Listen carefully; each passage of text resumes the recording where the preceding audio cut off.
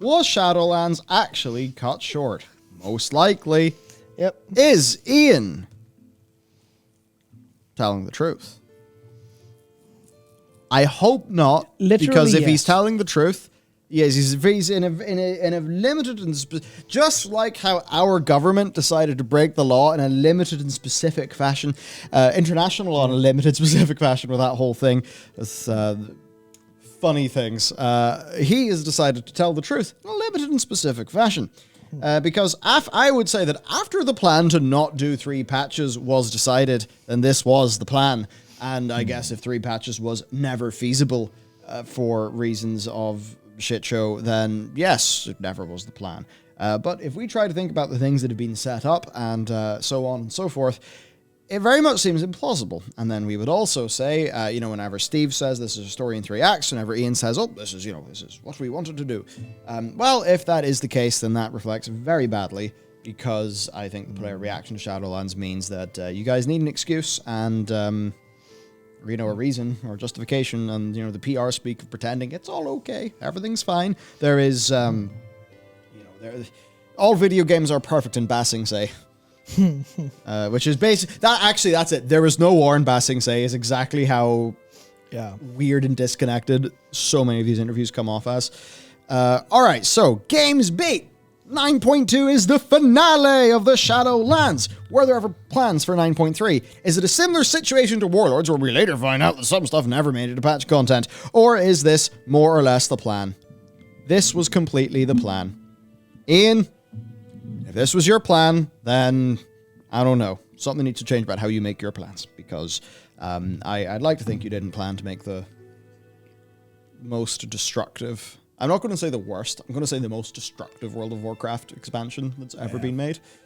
Just sheerly because, the amount of damage it did to the fundamentals of this fictional universe.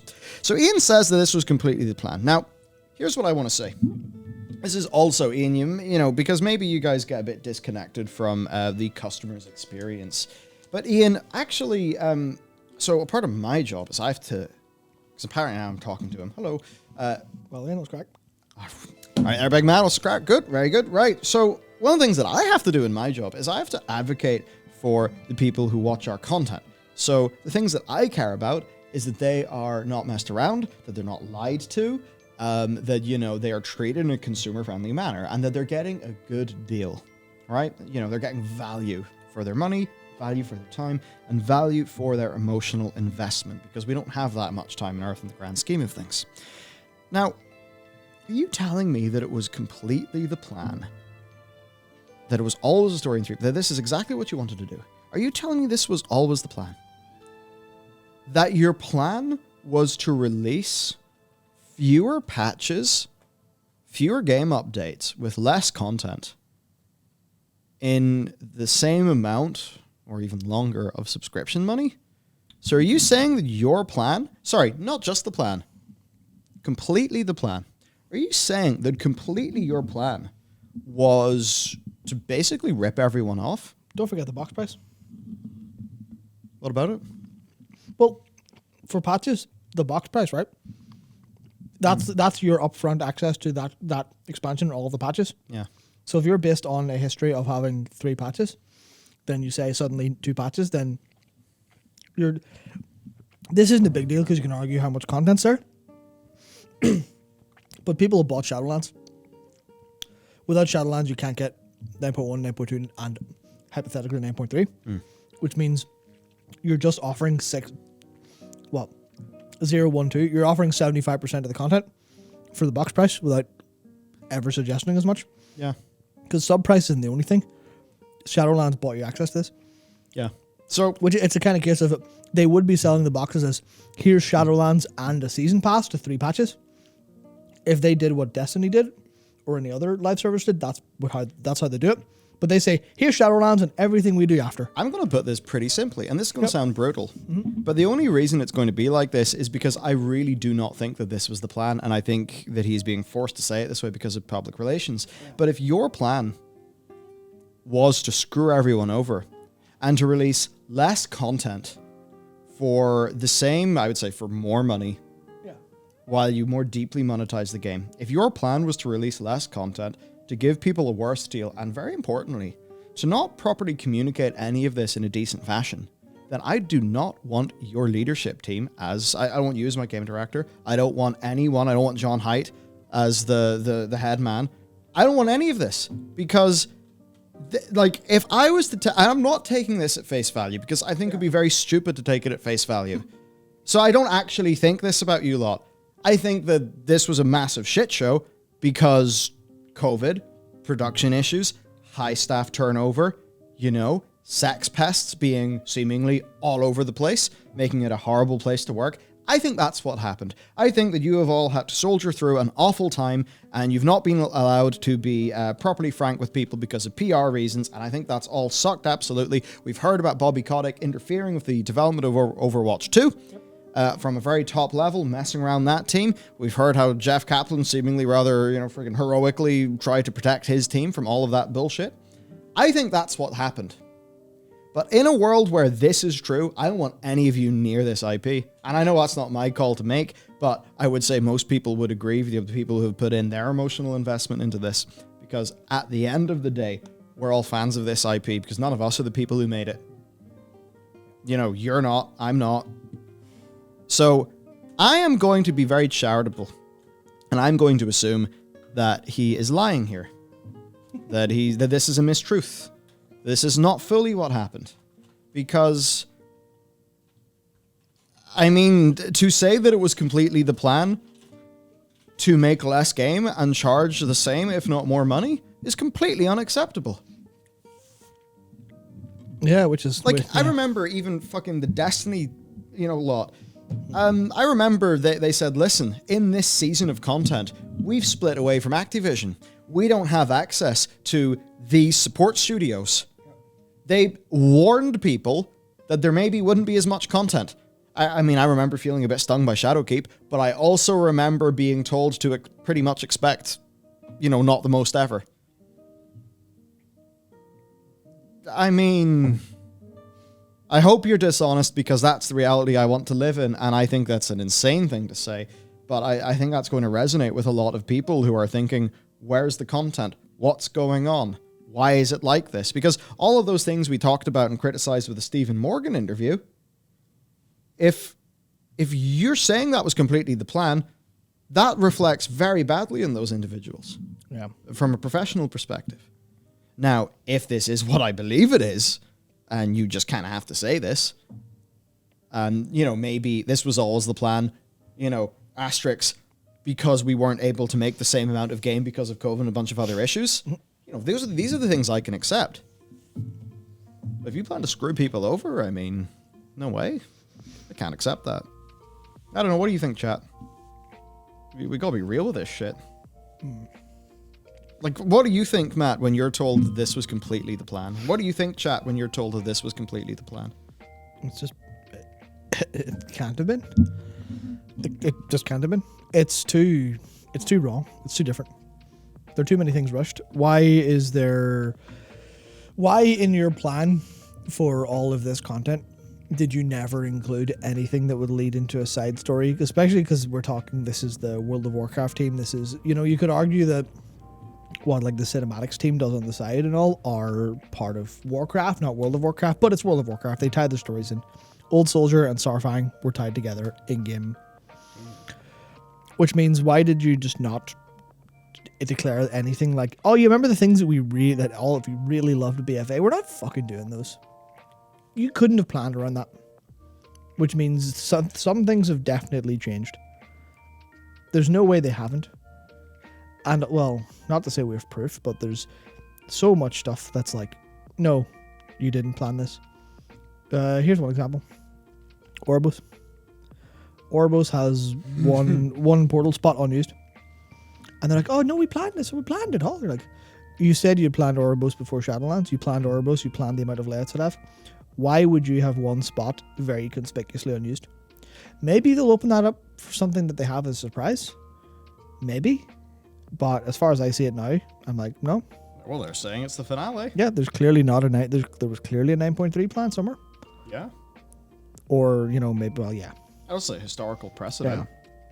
How many raids did we have in BFA, even BFA, an expansion with a lot of controversy. How many raids did they have? It had Eldir, it had Desire Lore, it had Shara's Palace, it had Nylofa, 4 raids. Oh, don't forget Crucible Storms. And Crucible of Storms. Yeah, so it had 4 in the mini raid. Okay. So why do we have 3? We have 3. Did you plan to make less raids this time around in the same amount of time? Yeah, no mini raid. Like you could pull a Yoshi P and you know, because and we say this because we actually feel like he's honest with us. We feel like he doesn't do this. Yeah. And I don't care what fucking shit you guys have got to build to be able to actually speak. I would hope that once the Microsoft shit happens, that, you know, I'd really hope that once that happens, maybe, you know, you actually have some freedom. But if stuff doesn't go well in FF14, they have to say, this didn't go well. We're very sorry. Please understand. Yep. Mm-hmm. And we know that. Yeah, for sure. So even when there's bad news in FF14, the audience kind of feel they know the devs have tried their best and it hasn't worked out. Yeah. Whereas here, you're just being like, nope, it's all good. All good. It's all good. It's perfect. Perfect. I mean, this feels like the same universe that we're even in, say, politically in the UK with the Partygate stuff. Oh, yeah. Where everyone's like, oh, there's no party. There's no party. It's fine. Everything's great. We all follow the rules. Yeah. And you're starting, the party was in your fucking house! Yeah, there's literally photos! Literally pictures! What the fuck are you talking about? I did not have intercourse with that woman. Yeah. Said Mr. Clinton. Was he said sexual relations? Sexual relations, that was it. I did not have sexual relations with that woman. It feels like you are trying to create a false reality for us to live in. And we're too smart for that. Yeah. They're all just straight up like, we understand things because we're legal people from a specific part of American history of legal institutions and what they did. We can use post-truth to our advantage, where we can say whatever the fuck we want, and no one can say shit to us. Fantastic. That's it. Yeah. Fantastic. That's it. Yeah. Guantanamo Bay was a holiday resort. Yeah. I mean, Tony, Yoshi P cried in front of 50,000 people because he had to delay the game for a week, yeah? Whereas I was like, we totally planned to have one less patch and one less raid than usual and didn't tell anyone. Great. Yeah, we're fantastic. Suck my dick. Yeah, they pulled the ripcord in 9.3. It was all that. Preach! Yeah. You killed the third patch, you bastard! That's the problem. You didn't give Ian instructions for the ripcord. Yeah. They're unclear and he deleted the patch. I know what it was. They actually had a raid planned that was all Covenant related, and every Covenant player would be split up, and it was really cool and interesting. And then they pulled the ripcord and like, oops, sorry, we had to cancel our Covenant raid. Sorry, boys. We couldn't do that and also have you swap Covenants. That wouldn't make sense. Goodbye. Oh, yeah. D5K11 just came in with the word. It's called gaslighting. Yeah. A couple people said that. Gaslighting? Gaslighting, yes. Okay. Note, Connell and Rory, when you're turning this into a clip, I think the word gaslighting should be in the title because that would be very repetitive. Yes. Look, if you find yourself having to professionally gaslight people, there's something wrong. Do an interview with somebody, learn Morse code, and just blink a coded message. Yep. Or like, I'll have to shake my jowls so much on stream, they will fall off and hit Matt in the face. Yeah. We don't want that. Yeah. We need to get a high-speed camera for this. Oh, Jesus Christ. I don't think anyone wants to see that. But yeah, no, that's just fucking... Don't be gaslighting people. It's rotten behavior. Just tell me Porky's like... Yeah, I refuse to believe this. Yeah. Because if I believe... Put it this way. If I believed you, I'd delete all my characters and uninstall the game. So, be careful with what you say. Yeah, I mean, I guess to follow up a little bit, it's like, you can see where he's not... this was completely the plan, might be not truth. And then you get into the rest of it where you're like, no, this is big truth. This is all very true. But it's very true in a way that helps us go, here's all of the truths I'm available to say. I will not say anything that is not truth. Which means, there's a lot of truths I will omit. Which is when he starts to talk about, it's always a story in 3 parts. The plan is always the 4 parts. Maw, then Zereth Mortis maybe just left out a bit. Maybe not. Maybe because even it was always a story in 3 parts. This is my theory, and obviously we'll get into it a little bit as well. Shadowlands was a story in 3 parts. The 3 parts of the story, the 3 parts of the saga of Zoval the Jailer that began in Warcraft 3 and will end in Eternity's End again. It was Forza of the Shadowlands, Maw, Zereth Mortis. But what if there was another story? Was there maybe another story in the Shadowlands you wanted to do? But you didn't. So you're just saying, it's fine. Has there ever been a time in World of Warcraft history, do you think, Michael, where they have had a story of the expansion and then just a little break in pace, a little change up a little bit for you? Have they ever went and done a different story that's it's related, but it's tangentially related, but isn't really the same story? Have they ever done that before? Because I think it might be a possibility. I don't know. The only 2 WoW expansions that I can remember are this and Warlords of Draenor, where the raids only followed the A plot. Oh yeah. Well, I mean, does anyone know any expansions that had all their stories as main patches throughout the middle of it? Because I'm really struggling to think of Ulduar and Thunder King, Ulduar and Ashara even, and Uldair itself wasn't really main story for BFA, was it? It was all about Gahun, old god stuff. BFA had no main story. Yeah, BFA was of course, just stuff that Charlie Day was able to connect on a whiteboard. Yeah, it's like I also, I don't remember the. That's what I thought. Yep, Siri, you think well of. Siri really comes in with she knows what's up. Biting analysis. Yeah. I mean, TBC. That was all about Black Temple, right? Mm-hmm. That was all about. We went and stopped Illidan, and we didn't go anywhere else at all. Nope. No, sir. No, sir. The Sunwell didn't happen. No. The who well? The what well? Yeah. The sun in a well? That's stupid. Yeah. It's for water, man. Yeah, it's like Pandaria. Yeah, Pandaria was Thunder King. Yeah. Just fired off. That Pandaria was the Garrosh story. We go to Pandaria. We do Garrosh things. We had the Heart of Fear at the start, and then we had the Terrace of Endless Springs. It was all kind of shower related, and then Thunder King was like, yeah, fuck it. Here's a mad cunt doing stuff. Yeah. Man. Yeah. No. It's only ever been April. Yeah, it's like Emerald Nightmare as well. So. Oh man. Yeah. So at times in the past, we've had a mid-tier patch that felt like a digression, where it's like, all right, now we'll go deal with Lei Shen and the Mogu in the middle of Pandaria, and then go back to proceeding with the Garrosh storyline or whatever. He did play the campaign between, Lorthamar and Jaina, and they have, the big important lore moment at the end. It's the thing that sets up the whole, remember? No. Yeah, no, actually, I mean, that was the raid, and the story, the Garrosh story continued in that patch. Just, yep. Here in Shadowlands, in the realm of the afterlife, the jailer was front and center. Was he now? Was he? Was he? I mean, he's front and center in your promotional art. Yeah, Cinema Boulevard. I met him once at the start of the expansion. Yeah. And then I got sent a bunch of vision... Bolvar, downloaded a few YouTube videos into his helm to show us after we went into Torghast. Mm-hmm. But my character has... The jailer's not been front and... What are you fucking on about? Yeah, he's front and center in your cliff notes of how Shadowlands happened, not in what we've seen. Again, we're being gaslit. Now, I get the point. He's the main villain of the Shadowlands. But to say that he was front and center... no, man. No, you didn't tell that story. You haven't earned saying that. You have in a, logically right way. What's technically correct. The best form of correct.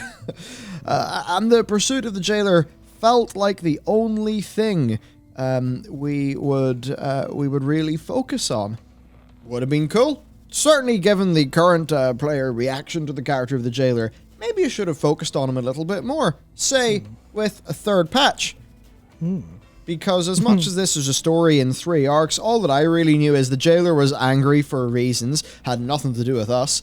And then Sylvanas did things, turns out, because of a bunch of stuff that, again, we'll find out when the book comes out. And then it turns out actually sigils are really important. And I mean, we weren't really broadly aware of that at all in 9.0. And then it turns out, oh my God, bros, the Chuckler has the sigils. So then he gets his MacGuffins and... I mean, we give him one. We just take it into his house because you wrote our character to be a fucking slabbering idiot. Not just our character, all characters. Oh, yeah, including the Primus, you know, the fucking nearly infinitely old master of all things strategy and tactics. Very cool. So, you know, you're fucking fiddling us around with all of that. So what? The jailer just gets Anduin to basically pick up his fucking Taco Bell order, and then he uses a new magic that I guess is whatever, and he appears in a place, and then he says hello to us, and then he turns into a circle and disappears. We'll deal with him. Where's the story? Yeah. Denathrius almost makes more sense as the primary villain of this expansion. I mean, not like literally canonically in the lore, but like in terms of, you know, we actually got to see him for some amount of time. Yeah. So this is all insane.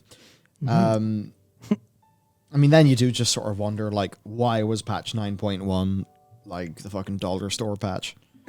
Oh man, it's funny to me that I still think, like, obviously, okay, it added things like Tazavesh, and it I mean, Korthia, you know, it's like yeah, it added things like Tazavesh, and it technically added Korthia. It shouldn't have. It added a middle ground for legendary item levels that you had to go back into Torghast to do every week. Sweet, thanks. It added a bunch of renown that you had to get enhanced conduits, which just made conduits more important without changing anything about them. Sure, it was a raid. I don't think Sanctum Domination was very good at all. I think there were a couple good fights, but I really didn't like it at all. Painsmith, bro. Painsmith was okay. Painsmith, bro. Yeah, so yeah, I feel like Sylvanas. Yeah. I feel fucking burned for hearing them say it was one of the coolest fights I've ever done. And then I'm sitting there like, you know, okay, I'll exaggerate this. I'm sitting there 3.5 hours into the intermission phase, and I begin to realize, oh, this bit with the chain is called phase 2. Huh. Yeah. Yeah, I love running. Love killing ads. Love that. Yeah. The best thing about phase 2, best thing about phase 2, because it was so trivially easy, is you could what we call perform a tactical descent, and you could wake up once phase 3 began. I maybe at one point in the raid did sort of you know, maybe zone out so much that I could go and make a cup of tea. Jesus Christ. Yeah, no, that's yeah. Basically, I think Shadowlands would have been better if 9.1 didn't happen. Yeah. Oh my God. The story played out as we intended. Yeah. And I can't wait to witness the conclusion in a few weeks. Me too, big man. Me too. I am so, as they always say, I am so excited. I don't know why that always happens, but you know the way whenever people are doing like show floor interviews and stuff? Yeah. It's like so excited. I'm so excited. I'm so excited. I'm so fucking excited. Legit. Because that bit, I mean, how they took out my man Nazoth, I can't wait to see what they do next. I cannot wait. Is it going to be better? Is it going to be worse? Is it going to be worse, but like comedically better? Who knows? Again, Matt. That's me. That's what they did to Nazoth. Oh, God. Oh, my God. Well, yeah. It's going to be Azeroth just punches him in the chest. That's it. We need to have a button in the stream deck that just like cuts to us clapping furiously. Yeah. Very cool. Oh, very cool. Very cool. Yeah. Now, obviously, patch 5.2, the Thunder King, is seen as one of the best raid tiers in recent history. It did things like it had Warlock Green Fire, it had the Treasure Trove of Lei Shen, it had the PvP-oriented daily quest. That was like a new little thing. Yeah. It had the storyline that unfolded. It had the way the zones slowly unlocked over time. It had the Isle of Big Lads, Isle of Giants, whatever. The I love big It had Undasta, one of the last cool world bosses to ever be in World of Warcraft. I know people were salty about it at the time. Even back then, I thought Undasta was cool. Yep. It had that. It had the great storyline and everything. It had one of the best raids in history. Yep. Yeah. Yeah. Just a wee diversion, though. Yeah. Digression. Yeah. Wouldn't want to do that again. Too distracting, too unfocused. Yeah, but it's almost as if we could feel, the big faction conflict bubbling up while we were there dealing with Lei Shen because they, dealt with that in the story, and then it provided this like form of pacing and looming threat, and then the next patch kicked off with fucking an absolute Taron Gregory banger. Yep. That big, really cool cinematic cutscene thing where we're all going like, fucking, oh my god, look at Garrosh, and oh my fucking pandas, and oh fucking look at this voiceover performance. Wow, holy shit, let's go. And that gets us excited. And then for this, all we have is, fucking defy death, bomb. With this, like, fucking, this fucking trailer that looks like the music was. Do you remember the Warcraft movie had the fucking dubstep trailer? Oh, Jesus Christ. It wasn't actually a dubstep trailer, but do you remember that Warcraft movie trailer? It's like, and we get that? Sad? We get that? I mean, what?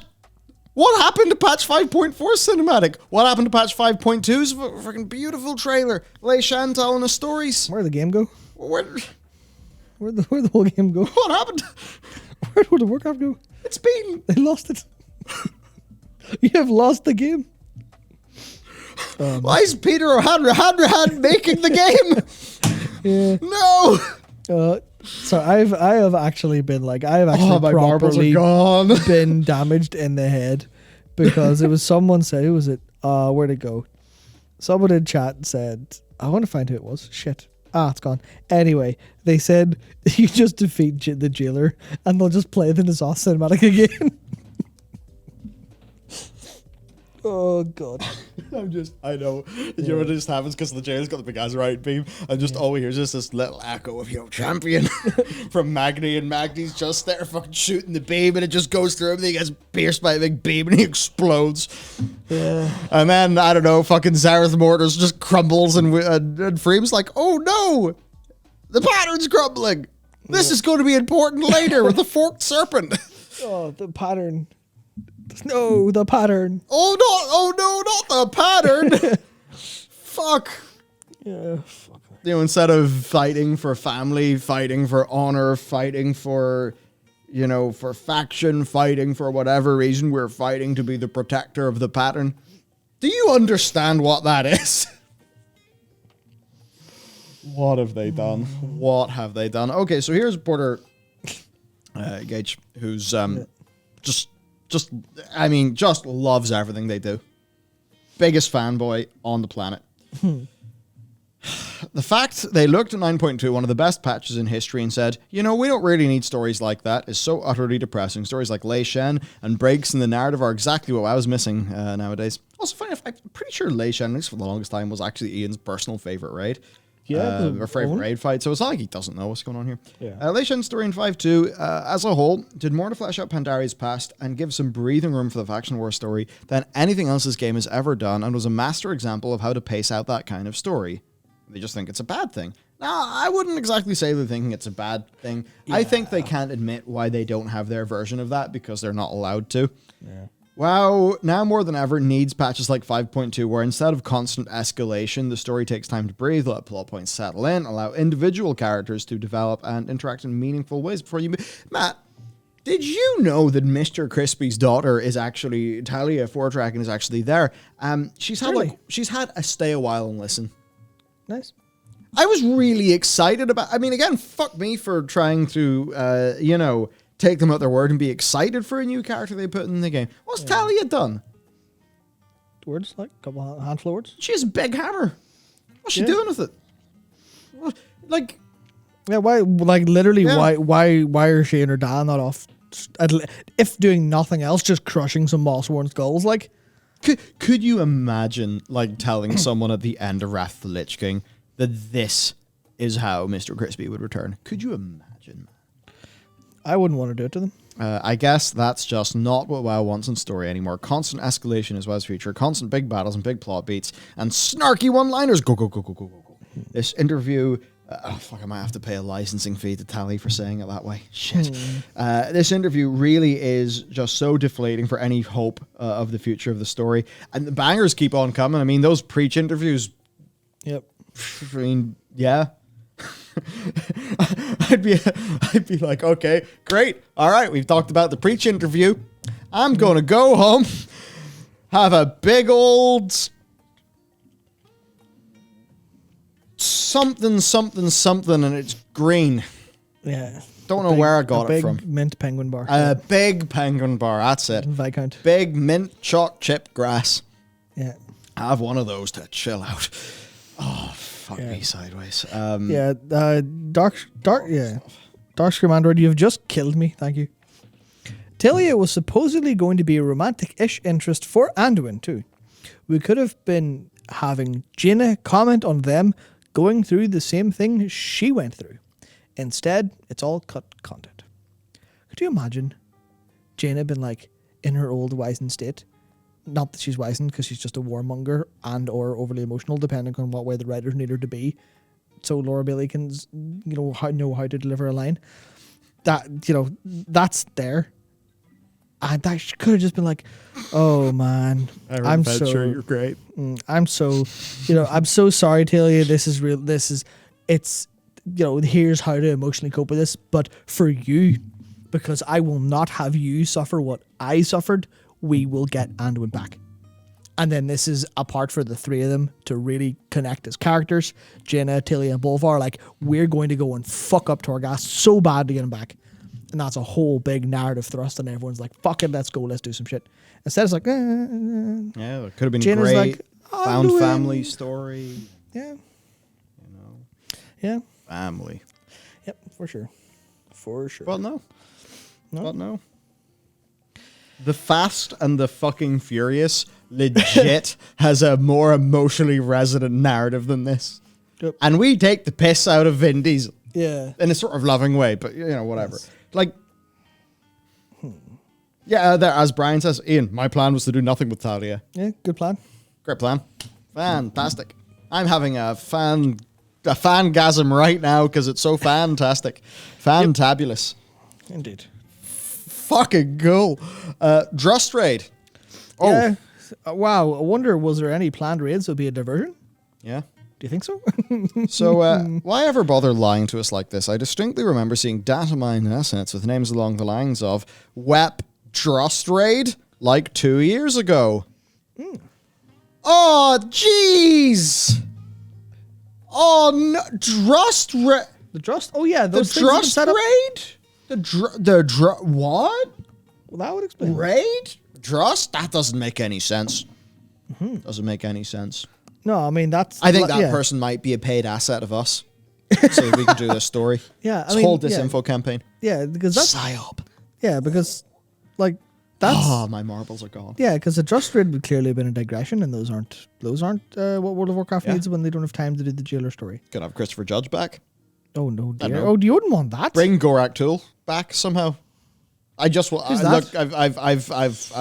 finished my Stargate rewatch. This is just an excuse for more Christopher Judge content. Yeah. Yeah. So that's very interesting. Is that a raid? And oh no, there's a crack in the pattern. Yeah. Even if it was a dungeon entrance, where's that go? I need the story's gone. Like, the official Blizzard defenders of the pattern might swing in the window and kill us now. Yeah. So what's this? A Drust raid entrance, a Drust raid summoning stone, a Drust raid thing there, and I mean that does make me think. Oh dear. What did we actually get out of the whole Drust storyline? Literally nothing. Or the Gorms and the Grist? Do you ever just spending most of your life in Ardenweald picking up bug cum? Yeah. So I will be a little bit fair to them. I will say that the Gorm story did sort of finish itself up. It wasn't in a really satisfying way because they had to finish at the end of a dungeon, which means it was a dungeon quest, which means someone goes, "Oh, you killed the big thing. Sweet. Here's a weapon that you don't need." But it it was there. They tried. Yeah. The Gorm were eating all the anima and turning it into kind of the analogous for nature story. They're getting greedy and they're eating too much. And then they tried to do a thing where, they painted the Eternals in a bit of a grim light because Tridova, the boss in Miss Eterna Scythe, was the big Gorm, and it had fed in so much anima, it had become intelligent and sentient, and it was able to speak to us, to communicate to us, which hadn't happened to the Gorm before. Yeah. And it was, it said, basically it was intelligent enough to have pattern recognition, because that's the whole mechanic where the green swirly that goes to where you moved for it last time. And that's a really cool mechanic. And that was all about, I can read your mind. I can see where you're going.